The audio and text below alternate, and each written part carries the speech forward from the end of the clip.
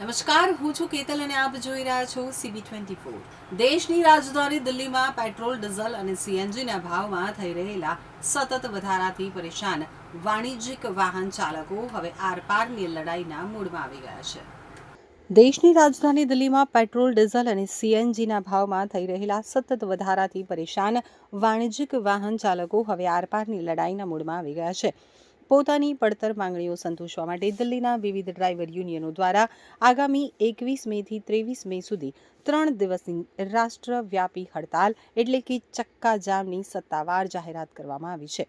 આ હડતાલના કારણે દિલ્હી અને તેની આસપાસના વિસ્તારોમાં પરિવહન વ્યવસ્થા ખોરવાય તેવી પૂરેપૂરી સંભાવના છે.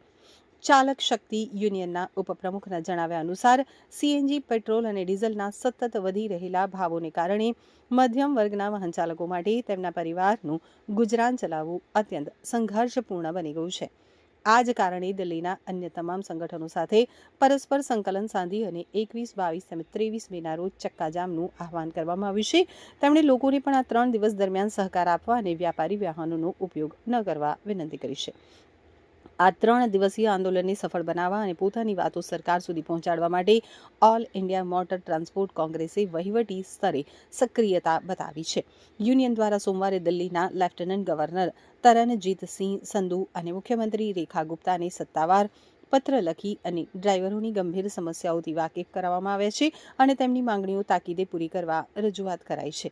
વાહન ચાલકોની મુખ્ય માંગણીઓમાં ટેક્સી અને ઓટોના મૂળ ભાડામાં વધારો કરવો તેમજ વધતા જતા બળતણના ભાવને ધ્યાનમાં રાખી અને રેટ લિસ્ટની નવી સમીક્ષા કરવાનો સમાવેશ થાય.